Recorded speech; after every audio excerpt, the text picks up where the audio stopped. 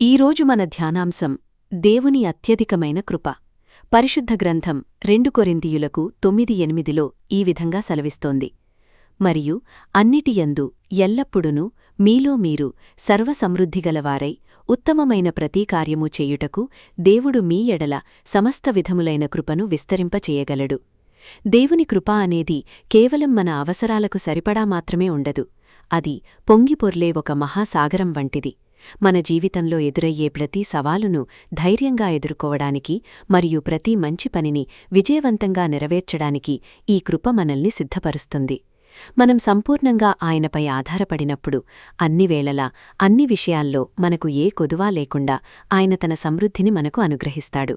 దేవుడు మనకిచ్చే ఈ సర్వసమృద్ధి కేవలం మనకోసమే కాదు, మన ద్వారా ఇతరులకు కూడా ఆశీర్వాదకరంగా మారి లోకానికి వెలుగుగా ఉండటానికే. ఇప్పుడు ఈ చిన్న ప్రార్థనలో నాతో ఏకీభవించండి. ప్రార్థన.